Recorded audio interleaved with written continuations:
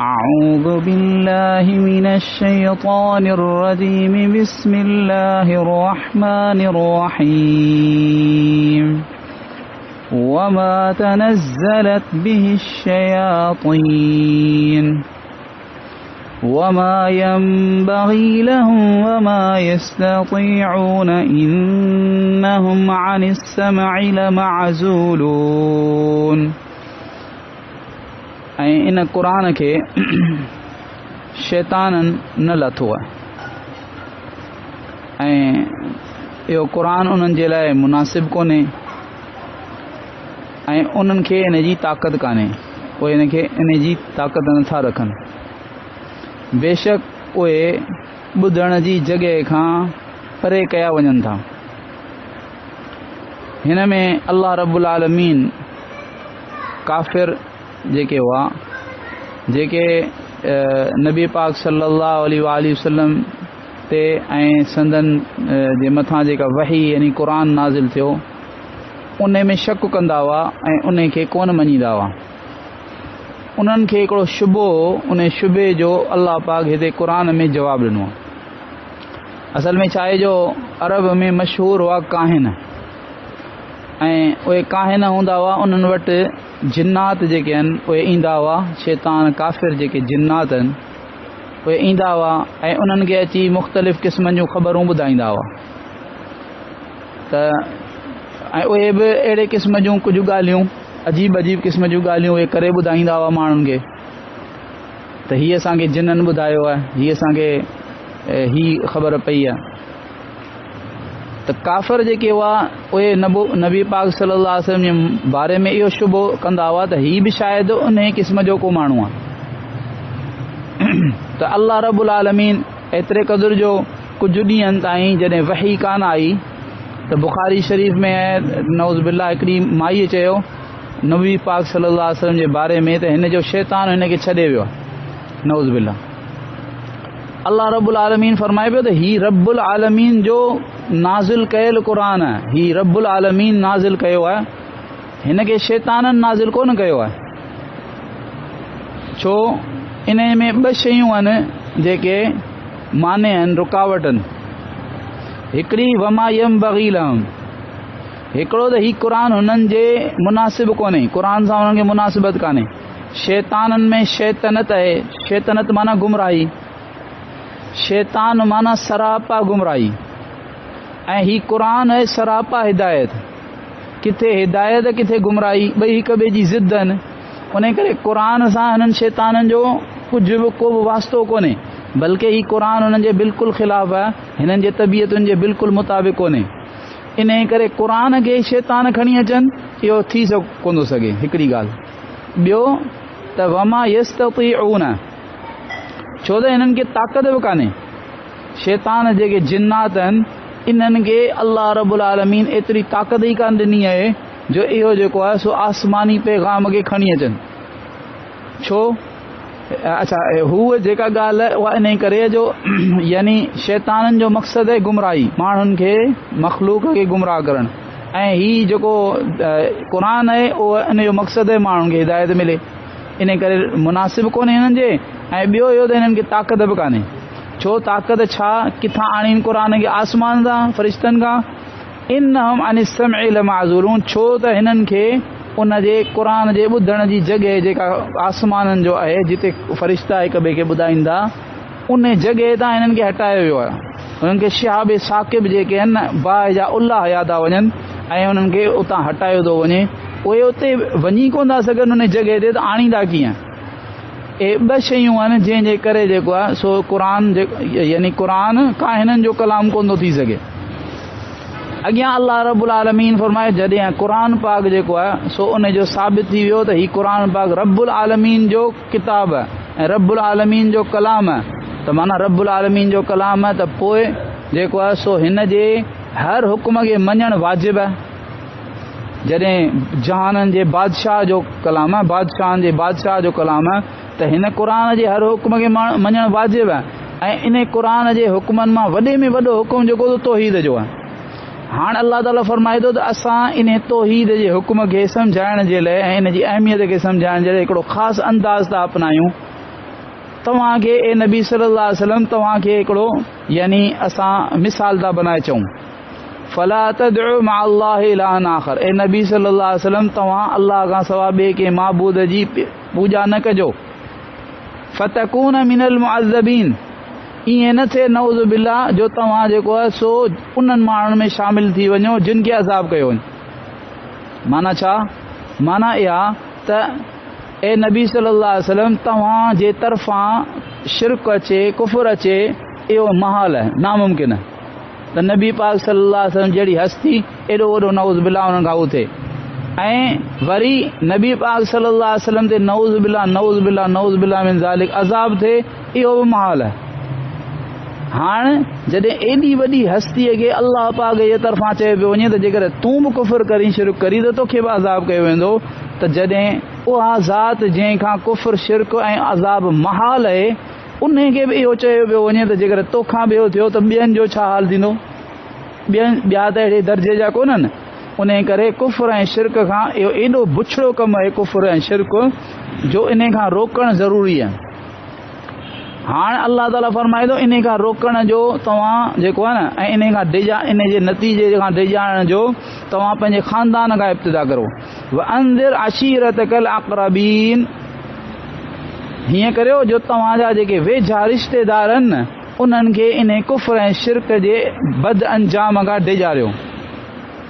पोइ पाण सल्लल्लाहु हदीसुनि में अचे थो पाण सल्लल्लाहु अलैहि वसल्लम पंहिंजे ख़ानदान वारनि खे जमा कयो, दावत कई, उन्हनि जी दावत कई, सभु आया, उन्हनि जे लाइ खाधो तयारु कयो, शरीर तयारु कयो वियो ऐं उन खां पोइ जेको पाण सल्लल्लाहु अलैहि वसल्लम खे दावत ॾिनी उन दावत में हज़रत अली रज़ी अल्लाह ताला उथी बीठा, नंढा हुआ अञा त उहे उथी बीठा, उन्हनि चयो आउं आहियां त कमज़ोर पर आउं तयारु आहियां। बहरहाल अल्लाह रब्बुल आलमीन फरमाए तव्हां पंहिंजे वेझे रिश्तेदारनि खे डिॼारियो ऐं हाणे जेके तव्हांजी दावत खे क़बूल कनि उन्हनि सां तव्हांजो मामिलो ऐं जेके तव्हांजी दावत जो इनकार कनि इन्हनि ॿिन्ही सां मामले में फ़र्क़ु हूंदो। त जेके तव्हांजी दावत खे क़बूल कनि उन्हनि सां तव्हांजो मामिलो कीअं हुजे? वक़्फ़िज़ जनाहक लिमन इत्तबअक मिनल मुअ्मिनीन तव्हां पंहिंजे ॿांह खे झुकायो उन्हनि जे लाइ जेके तव्हांजी दावत खे क़बूल करे ईमान वारनि में शामिल थी तव्हांजी पैरवी कनि पिया।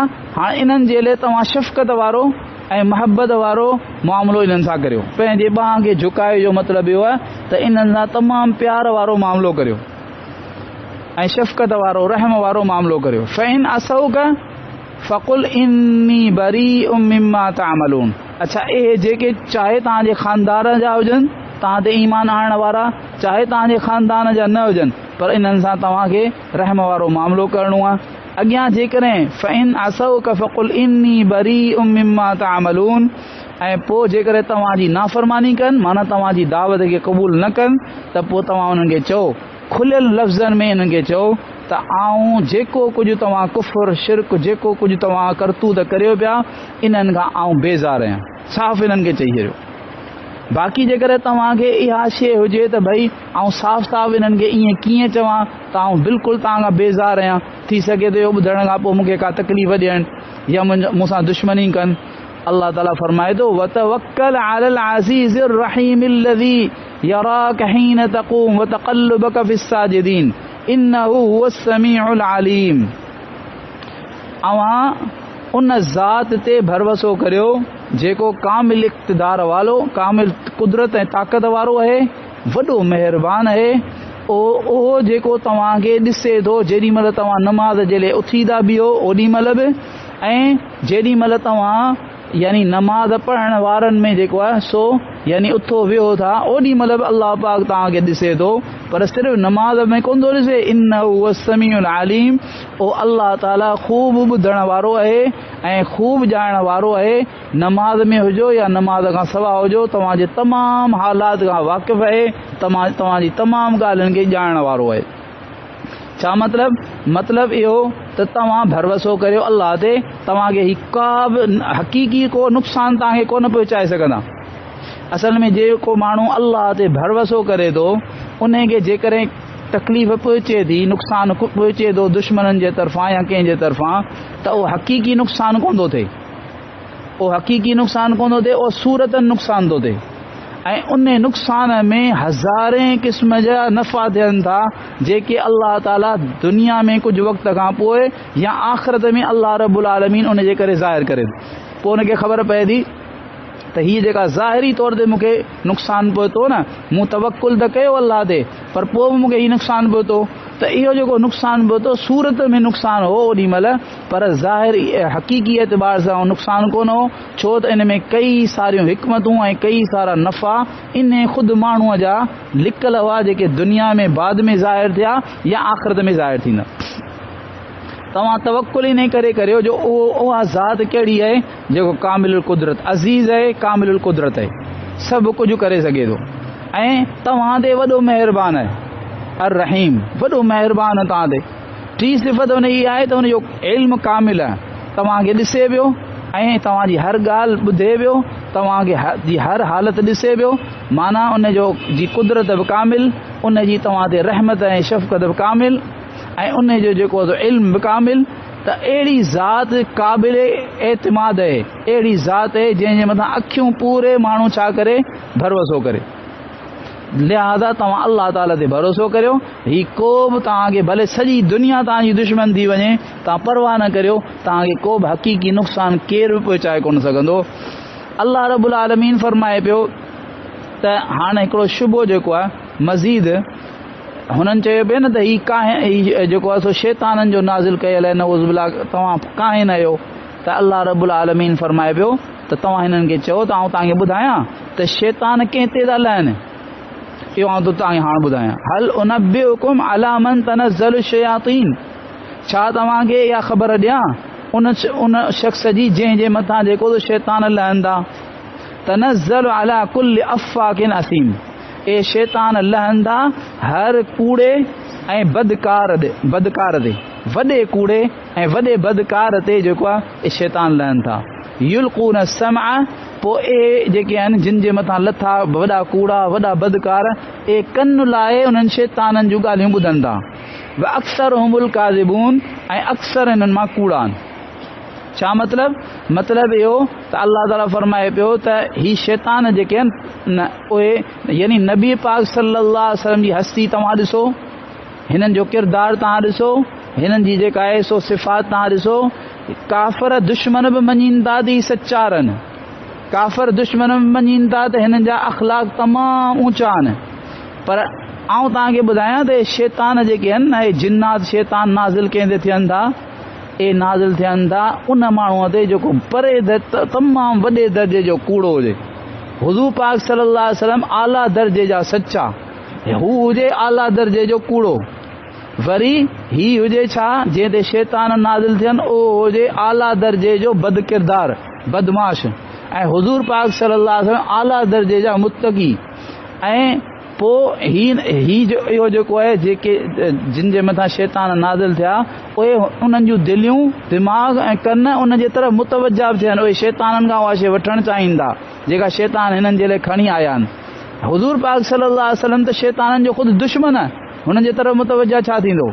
टी ॻाल्हि इहा आहे त जेॾी महिल हू शैतान हुनखे ॿ टे ॻाल्हियूं ॿुधाए था वञनि त उहे ॻाल्हियूं पूरियूं कोन थियूं थियनि, पोइ उन्हनि खे पूरो करण जे लाइ ऐं उन्हनि खे पुरकशिश करण जे लाइ उन में मिर्च मसाला मिलाए पोइ उन जे लाइ कूड़ जी ज़रूरत पए थी। हूअं त है ई नहीं कूड़ा, पर ओॾी महिल माण्हुनि खे शैताननि वारियूं ॻाल्हियूं ॿुधाइण जे लाइ बि हिननि खे हिक में सौ कूड़ मिलाए पोइ उन्हनि खे ॻाल्हि ठाहे मुज़यन करे पोइ माण्हुनि जे साम्हूं ॿुधाइणी थी पए। अल्लाह फरमाए थो अक्सर हुम काज़िबून, अक्सर हिननि मां कूड़ा आहिनि जेके ओॾी महिल ॿुधाइण महिल बि वॾो कूड़ ॻाल्हाईंदा।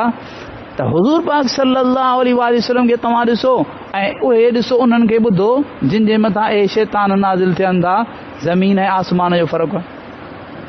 बाक़ी नबी पाक सल्लल्लाहु अलैहि वसल्लम जे बारे में काफ़िर जेके चवंदा हुआ त हीउ शाइर आहे, शाइर जो मतिलबु इहो आहे त नऊज़ बिल्लाह शाइरनि जो शाइरी जो मतिलबु इहो आहे त इहा ख़याली आहे, हिन में हक़ीक़त कुझु कोन्हे, ऐं ए शाइर जेके हक़ीक़त खां परे हूंदा आहिनि ऐं जेको आहे सो ख़्याली मज़मून रुगो तुकबंदी अची वञे, ख़्याली मज़मून लाइ किथां पिया ईंदा आहिनि किथां पिया वेंदा आहिनि।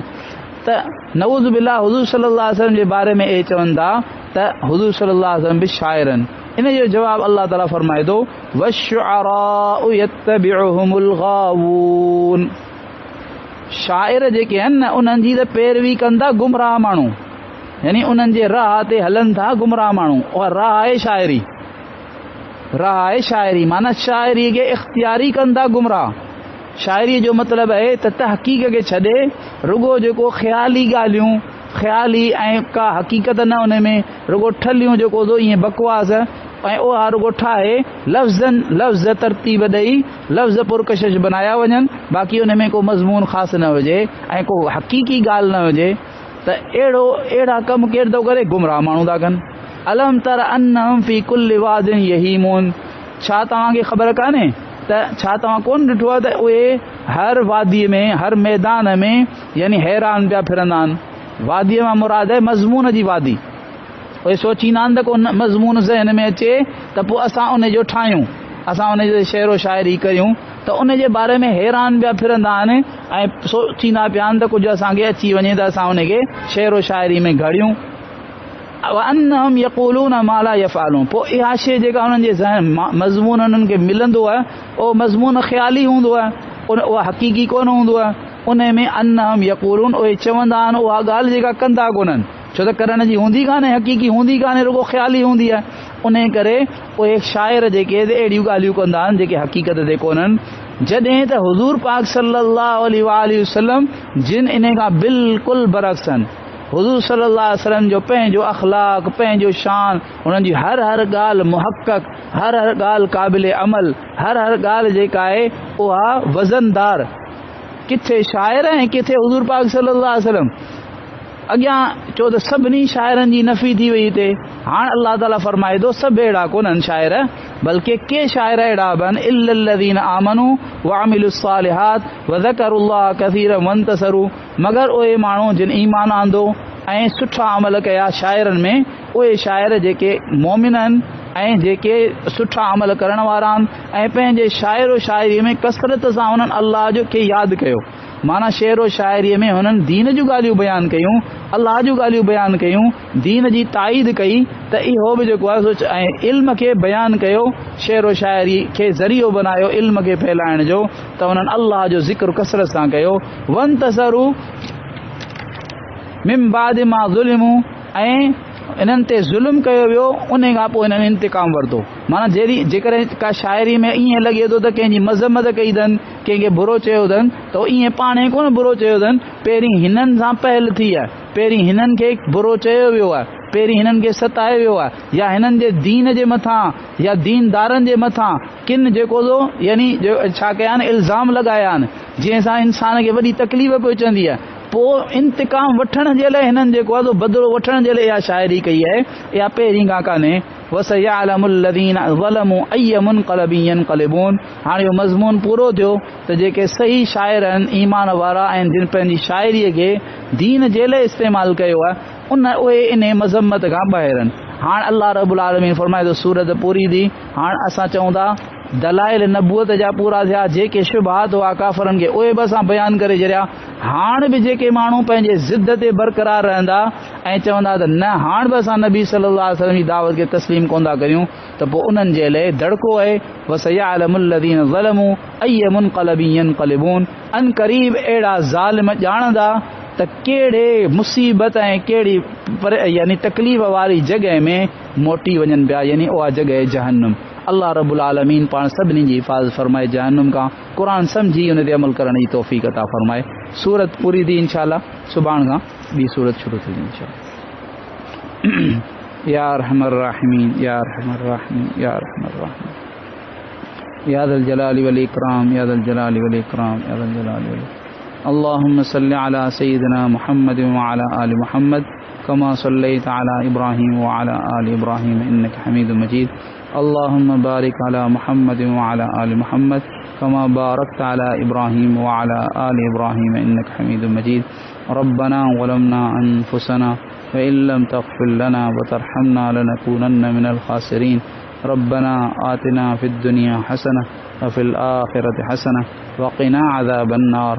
व सल्लल्लाहु तआला अला हबीबिही मुहम्मद व अला आलिहि व अस्हाबिहि व बारिक वसल्लम। आमीन आमीन।